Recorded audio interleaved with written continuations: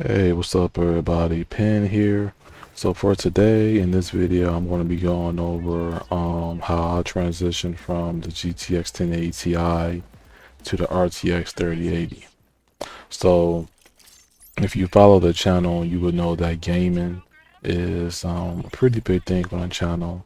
It's a hobby of mine, it's a passion. It's something that I love to do. I don't mind uploading. I don't mind sharing my gaming opinions and experiences and thoughts here on this channel. Because on this platform, we do a, a variety of things. You know, live commentary, live streams, post commentary, gameplay, tech talk, things of that nature. And just trying to diversify the channel but still stick within the passions that I have and what I'm interested in speaking about. So with the GTX 1080 Ti, that was originally a part of a pre-built system that I have put together somewhat customly and purchased through CyberPower. So CyberPower is a website and company in which you can go on, browse their site. You can buy their pre-built selections. You can select certain parts, take things out. You can customize it. Now, I did not customize my original pre-built from them 100%. And however, one thing that stood out at that particular time, because I ordered that in December of 2017, I got it January 2018, was the GTX 1080 Ti was pretty much from the 10 series. I mean, if we're going to exclude the Titan back then, you know, it was the flagship of the GTX of the 10 series. So that's one of the things that stood out to me, and I wanted something that could last me a while, at the bare minimum, for at least 4 to 5 years. And that's essentially what that rig was. So it was a i7 8700K, the same processor that I have today. I have the same processor and the same motherboard. I just made enhancements and upgrades along the way to make it custom and to be essentially my own, with stripping parts out and taking parts away and putting new parts in.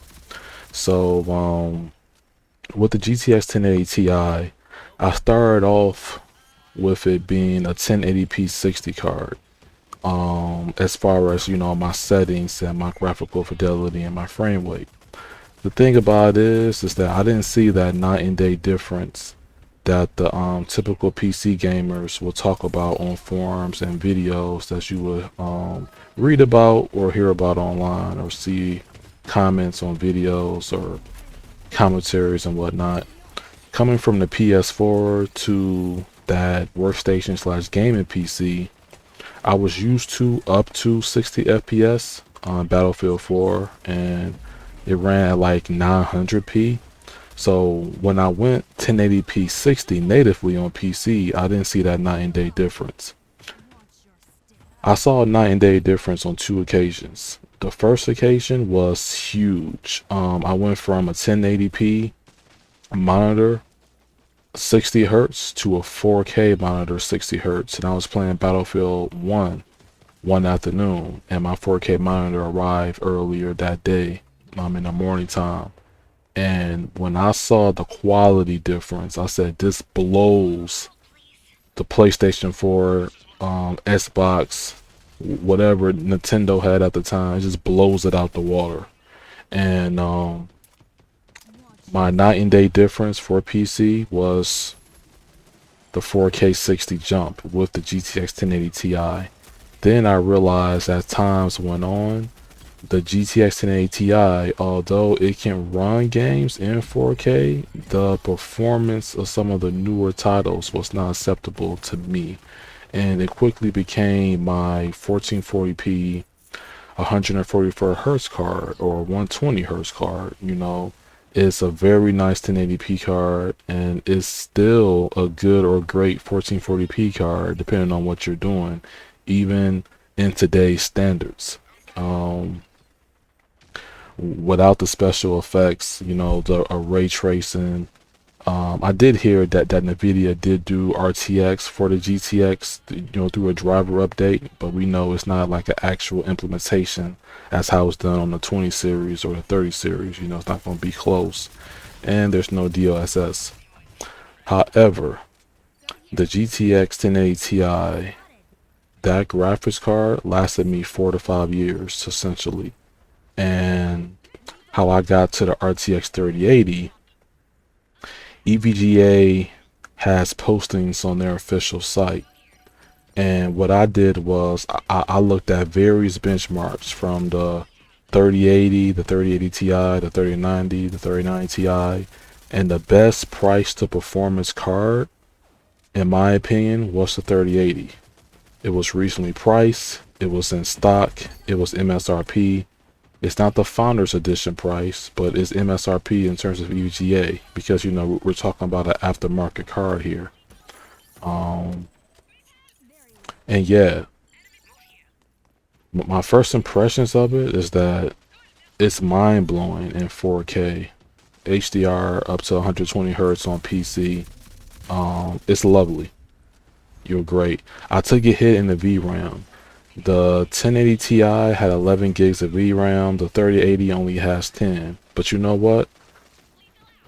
It's not making a significant difference, at least in my setup, because I don't target 4K max settings or ultra. I do the preset below ultra max. I'm targeting 4K high settings on some of these more demanding games, just so I can get the best possible graphics with the best possible performance, and I will do my custom settings from there. But it doesn't bother me that the card has 10 gigs of VRAM. Just I don't think that's going to be too much of an issue for me 2 to 3 years down the line.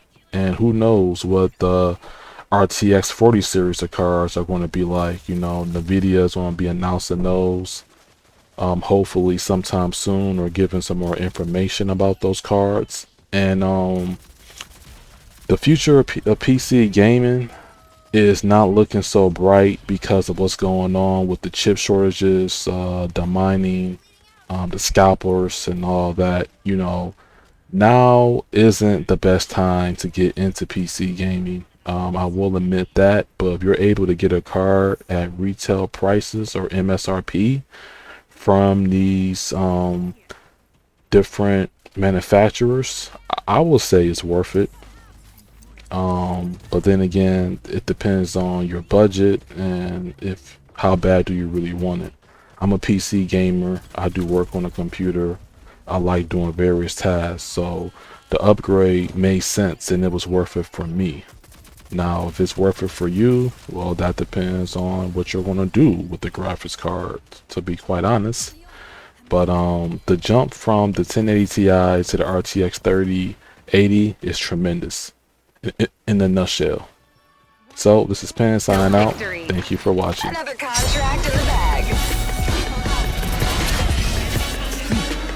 I gain no satisfaction from this.